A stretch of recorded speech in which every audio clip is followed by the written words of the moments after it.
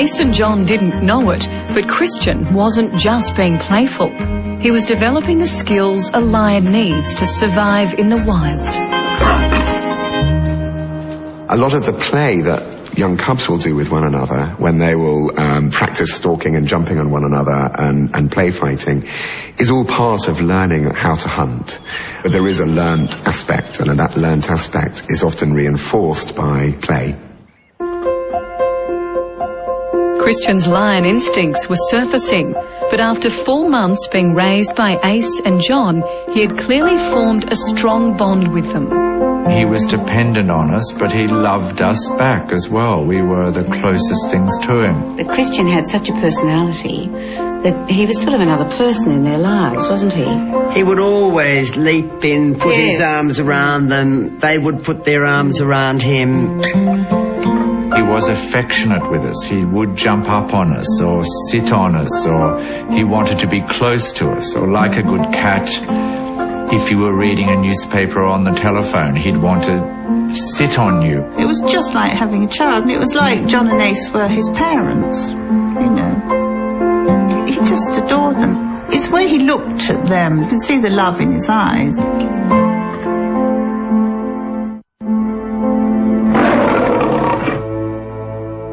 Christian was now 8 months old and weighed 70 kilos. Ace and John realised that his size was becoming a problem. Christian really was getting too big, and very quickly was really too big to bundle up if we were worried about a situation, just to hold him in our arms, and we were worried what would happen next. As he grew bigger, he was really capable of inflicting real damage. Once, I think I'd been out for the evening and I called him, you know, like we used to, stand at the top of the stairs and call him, and he ran up the stairs to put his hands on my shoulders like he does, and he slipped on the top step and put his claws out and ripped my whole dress off the front of me. My Biber dress, my best Biber dress. But he didn't hurt me. I mean, I didn't have a claw mark or anything, it's just the whole dress went off. Another incident brought home to Ace and John that Christian was a predator, hardwired for aggression.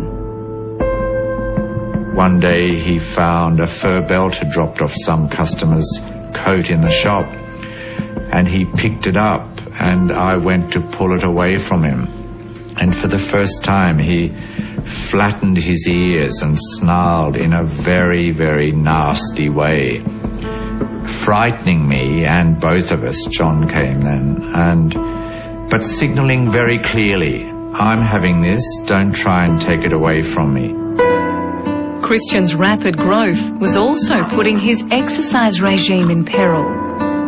Towards the end, as Christian got larger, it was becoming a little difficult because of the visitors in the churchyard. And I think my father felt a little bit uncomfortable, the larger the lion got, how long this could continue for, and suggested that it might have to stop. So we knew that the time was coming where we had to accept that London was no longer going to be his home. Christian needed a new home. But the options were unappealing.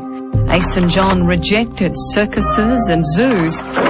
They didn't want him living in captivity like his parents. We'd just become so fond of him, you know, we just knew that we couldn't betray him by putting him in a zoo. We just couldn't do that for Christian. We thought, we've got to find something. What was it going to be? We didn't know. Ace and John were getting desperate, but then an extraordinary chance encounter changed everything. Film stars Bill Travers and Virginia McKenna visited the Kings Road furniture shop and came face to face with Christian. Ace and John seized the moment. When they met us, I think they thought, what about, is there a chance here? Because they said to Bill, do you think you could help us to get Christian, you know, a better future? And he said, would you agree to let Christian go back to the wild? Joy Adamson's well-known story of Life with the Lions has now been brought to the screen.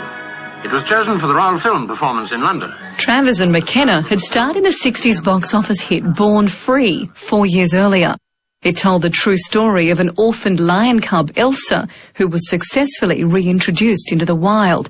It had turned them into passionate lion conservationists, and they were still in touch with the man whose work had inspired the film. George Adamson was a lion expert who hand-reared orphan cubs like Elsa, preparing them for life in the wild. It was controversial work. Some experts said that the lion's familiarity with humans in the camp could never be risk-free. But for John and Ace, Adamson represented Christian's best chance of freedom. So they contacted George Adamson, and he then said, what an exciting challenge to be able to try, he did stress try, and rehabilitate a fifth-generation zoo-bred lion. Because Elsa was born in Africa. Elsa knew the smells of Africa. Elsa knew what a waterbuck looked like. Christian didn't. It was the perfect solution. We were just thrilled.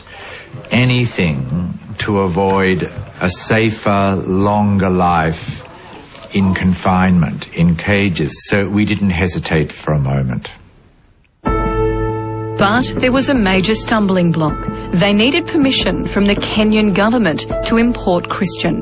Negotiations would be complex and lengthy. There was a huge amount of red tape and, of course, some reaction in Kenya from why would we want to bring basically another predator into our country? We've got enough lions already. The rapidly growing Christian needed somewhere bigger to live, and fast.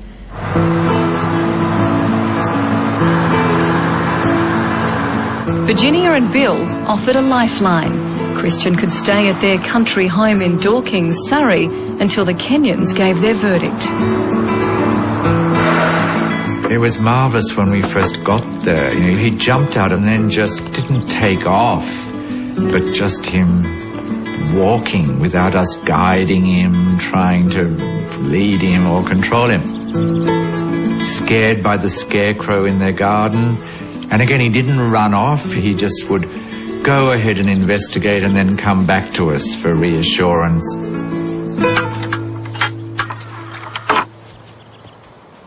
Virginia and Bill built Christian a huge secure compound in their garden. It was the closest he had ever been to the wild. Christian, he was obviously delighted when he moved to the country. You know, it was a different environment, and he loved his space there. Ace and John gave up their jobs and moved into a caravan beside the compound. They knew these would be the last weeks they would have with Christian, and they wanted to make the most of every second. When we were in the country, it never for a moment crossed our minds that we would leave him there without us being with him. Christian was our responsibility. We didn't want him to feel abandoned. That was part of our deal with him.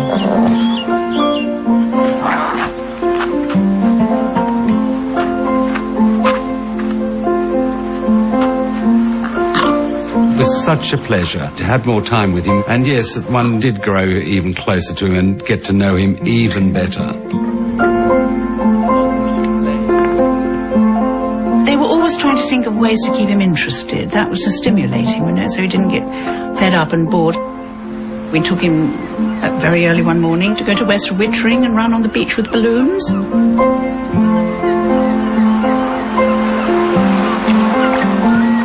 When he dipped his paw in the sea and hated it, you see, oh, gosh, I don't like this, he went off. So we were all, I think I remember my husband was rushing along, waving a balloon in the air or something, because we brought all these balloons down to play with. But Christian didn't want to, he just wanted to race. He just raced on the beach. And we all puffed and blew after him, you know, and then we all flopped into the sand.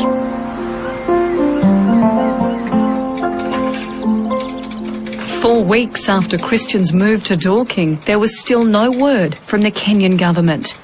And the delay meant that the 10-month-old Christian was outgrowing his compound.